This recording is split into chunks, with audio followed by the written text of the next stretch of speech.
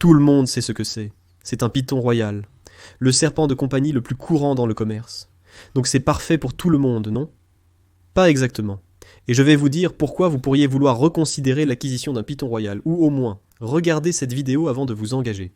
Je m'appelle Adam. Voici Pikachu. Vous regardez. Weekend's Wicked Reptiles. Restez avec nous.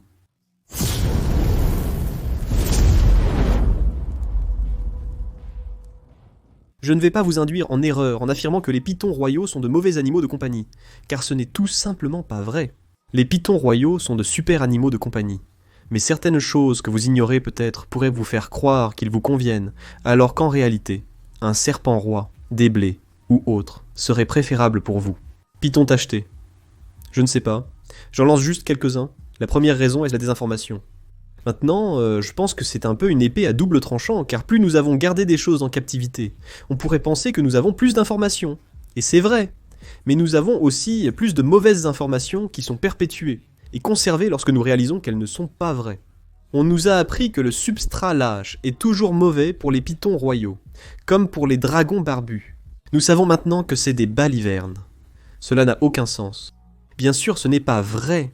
Il suffit d'utiliser le bon substrat lâche, méthyliquécin, mais il y a encore des groupes sur Facebook qui vous expulseront et vous réprimanderont si vous dites de quelque manière que ce soit que le substrat lâche convient aux dragons barbus.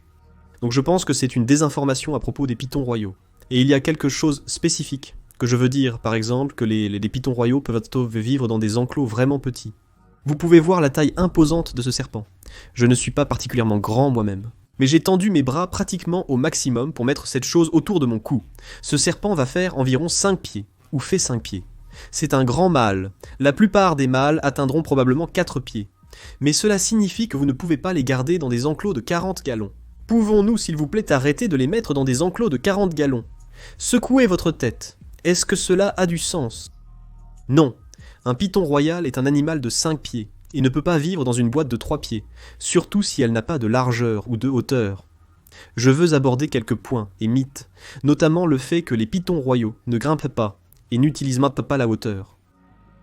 Oui, ils le font en captivité et à l'état sauvage, donc si vous ne leur donnez pas assez de hauteur, ils n'utiliseront pas la hauteur, mais si vous leur en donnez, ils l'utiliseront. Pikachu grimpera s'il a des branches. Je ne dis pas de faire un enclos arboricole, mais donnez-leur un endroit pour sortir du sol. Branches, perchoirs, arbres. Quoi qu'il en soit, ils l'utiliseront la plupart du temps. Il y a un monsieur du nom de Dave Kaufman que vous avez peut-être vu sur cette chaîne et ses propres 75 chaînes. Il est allé jusqu'en Afrique, et quand il a demandé si vous voyez ces choses dans les arbres, ils ont dit oui. Alors que faisons-nous à essayer de dire que ces choses n'utilisent pas la hauteur, quand ils le feront réellement? Cela ne veut pas dire qu'il n'y a pas de situation où peut-être une baignoire pourrait fonctionner ou une enceinte plus petite pourrait fonctionner, comme parler de plus court, pas d'espace au sol. Mais si vous le pouvez, et que vous avez peu d'animaux de compagnie, il n'y a vraiment aucune excuse pour ne pas le faire. C'est pourquoi je garde les miens dans des enclos d'au moins 1 pied et demi ou 2 pieds de haut. Une autre chose qui va ébouriffer quelques plumes, et je m'en fiche un peu. Ces choses ne vivent pas tout le temps dans des termitières. Ces animaux ne restent pas simplement dans des termitières toute leur vie. Comment les taupes passent-elles d'une termitière à l'autre? Pensez-vous que chaque rat qu'elles mangent se dandine simplement dans leur termitière? Non, c'est une pensée absurde. Cela n'a aucun sens. Ces animaux se déplaceront et bougeront dans leurs enclos si vous leur en donnez l'occasion. Ces choses nécessitent un certain cycle de lumière, ne serait-ce que la lumière ambiante de la pièce. La lumière ambiante dans la pièce est suffisante, pas besoin d'un programme UVB fou ou quoi que ce soit du genre. Ce n'est pas ce que je dis. Pas du tout, je veux dire que vous pourriez leur donner des EVB si vous le choisissiez, je ne pense pas qu'il y ait quelque chose de mal à faire ça. Mais encore une fois, vous ne pouvez pas les garder juste dans une boîte sans lumière, pas de lumière dans la pièce, super comme si c'était votre animal de compagnie. Pourquoi voudriez-vous faire ça?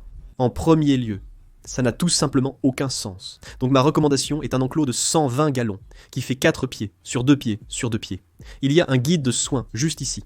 Et j'explique pourquoi en détail, mais passons à la deuxième raison. Oh, et la chose de l'humidité. Ils ont besoin d'une humidité plus élevée. Fournissez-leur un abri avec une humidité élevée, comme une termitière.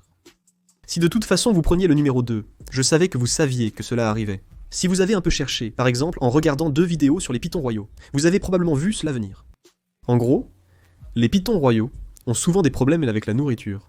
Et cela pourrait être comme une chose cyclique. Par exemple, Pikachu. Ici, il est de retour sur la nourriture maintenant. Mais pendant 5 mois par an, chaque année, il va juste arrêter de manger. C'est bien, je m'en fiche. Ça ne me dérange pas parce qu'il ne perd pas de poids, il ne tombe pas malade et il respire toujours chaque année. Alors quel pourrait être le problème ? Eh bien, si vous avez un python royal ou un python royal et quelques autres choses, mais aucun d'entre eux ne mange des rats décongelés de taille moyenne ou grande, généralement c'est ce que ce gars va manger. Eh bien, alors vous jetez des rats chaque semaine. C'est donc agaçant, frustrant et inquiétant, juste parce que je vous le dis en tant que quelqu'un qui a de l'expérience, et quelqu'un qui est un expert. Je ne le suis pas. Mais c'est comme ça que les gens m'appellent, non ? Non. En tant que youtubeur, je maîtrise le fonctionnement de la plateforme, c'est scientifique. Mais je ne vais pas paniquer à ce sujet, car j'ai beaucoup d'expérience avec les animaux. Donc ce n'est pas un gros problème pour moi. Mais pour vous, peut-être que c'est très stressant. Peut-être que vous n'avez pas beaucoup d'expérience. Peut-être que vous voulez voir votre animal manger chaque semaine. Peut-être que c'est une partie de la famille. Peut-être que c'est, vous savez, comme une grande affaire pour vous ou votre enfant ou qui que ce soit. Le fait que ces animaux ne mangent pas constamment pourrait en effet être problématique pour leur santé. Je comprends votre inquiétude. Non. Est-ce un problème pour vous ? Oui. Et en fin de compte, que faisons-nous ? Nous gardons des animaux pour notre propre plaisir et divertissement. Bien sûr. Nous, certains d'entre nous, vous savez, il y a les Dions du monde, qui ne gardent que des espèces, ou gardent principalement des espèces qu'il veut proliférer parce qu'elles sont en danger, ou qu'il n'y en a pas assez dans le hobby, et il essaie de rendre service à tout le monde. D'accord. Tout le monde n'est pas le plus gentil être humain du monde comme Reptiliatus. D'accord. La plupart des gens gardent pour leur divertissement personnel. Et même si vous tentez de faire proliférer une espèce, qu'est-ce qui a initialement suscité votre intérêt ? Il n'y a donc aucun mal à ce que ce soit pour votre plaisir. Pour résumer, agrandissez leur enclos, afin de mieux observer leurs déplacements.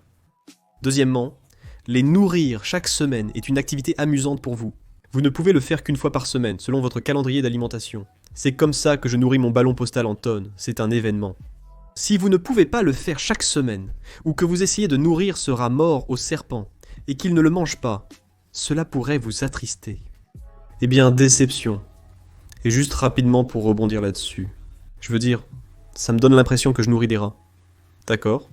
Je déverse des rats dans un seau depuis un congélateur, et j'ai maintenant une employée qui m'aide, et elle se promène littéralement avec des rats morts dans les mains. D'accord, donc il y a comme une complaisance autour de ces animaux morts, maintenant.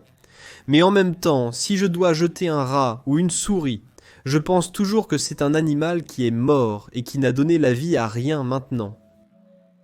Alors bon, je le jette dans la poubelle organique, donc je suppose qu'il donne la vie à des vers. De toute façon, numéro 2, comme le problème de la nourriture, est une chose réelle. Parfois pour certains animaux numéro 1, ils sont trop faciles. Eh bien, qu'est-ce que cela signifie qu'ils sont trop faciles ? Eh bien, cela signifie que pour certaines personnes, ils pourraient devenir oubliables ou ennuyeux. Et donc ils n'obtiendront pas la bonne quantité d'attention comme quand j'étais enfant, je n'étais pas autorisé à avoir des reptiles. Parce que, eh bien, au début, je voulais des reptiles. Je voulais toujours des reptiles quand j'étais enfant. Et puis pour une raison quelconque, j'ai été autorisé à garder une souris de compagnie, d'accord ? Et puis, un hamster. Et c'était tout ce que je voulais, c'était des reptiles. Mais la raison qui m'a été donnée que je ne peux pas avoir les reptiles. Je vais m'ennuyer, et ne pas m'en occuper car ça va perdre de la nouveauté. Bien sûr, cela ne serait jamais arrivé si on m'avait donné un reptile quand j'étais enfant. Derrière moi, il y a des milliers de dollars de reptiles. Mais j'ai obtenu une souris en deuxième choix, car mon ami en avait une. Je me suis lassé, je voulais juste un animal de compagnie. Mais je n'ai pas eu ce que je désirais vraiment. C'était comme si on me disait « Tu ne peux pas avoir ça, alors prends ça à la place ». Je déconseille d'acquérir un python royal si vous le considérez comme un animal de transition. Choisissez plutôt l'animal que vous désirez réellement. Il n'y a absolument rien de mal à obtenir ce que vous voulez vraiment à la place. Et juste parce que c'est comme, vous savez, un python tacheté. Et personne ne vous a dit qu'un python tacheté est un bon animal pour débutants. J'ai dit ça, mais certains pourraient y penser le contraire. Peu importe, faites vos recherches. Êtes-vous capable et sûr de pouvoir prendre soin de l'animal ? Si oui, prenez cela à la place. Les pythons royaux ne prennent pas de temps à soigner. Peut-être que chacun prend 2 minutes. Vous ouvrez l'enclos et vérifiez que l'élément chauffant est branché. Ils sont tous sur des brumisateurs. Donc vous ajustez le brumisateur dans la bonne direction s'ils l'ont déplacé. Vous ramassez les excréments, c'est tout. Nourrissez-le une fois par semaine et assurez-vous que l'eau est propre. Ces activités et animaux prennent 15 secondes ou moins, donc ils ne consomment pas de temps. Donc parfois, les gens oublient ce qu'ils ont fait s'ils ne l'écrivent pas. Donc ils deviennent complaisants parce que cet animal est ennuyeux ou oubliable. Pour certains, leur python royal est une partie essentielle de leur vie et ils ne l'oublient jamais, sans que cela ne pose problème. Je pense que les pythons royaux sont souvent des animaux de transition. Vous en prenez un parce que vous pensez que vous devriez le faire. Alors qu'en réalité ce que vous voulez, c'est ce serpent rat mandarin, python tacheté, boa arboricole, boa constrictor imperator, boa constricteur, peu importe. Prenez plutôt ça. C'est tout. Voici les 3 raisons stupides pour lesquelles vous ne devriez pas prendre un python royal. J'adore clairement les pythons royaux. Dites-moi en commentaire pourquoi vous choisiriez ou non cette espèce de serpent. En arrière-plan, il y a une grenouille. Malgré cela, je continue. Abonnez-vous à la chaîne si ce n'est pas déjà fait. Je l'apprécierai beaucoup. J'ai essayé. J'ai vraiment essayé. Je travaille ici. Et en remerciement spécial aux supporters de Patreon, je vous apprécie tellement les gars. 2 nouveaux niveaux.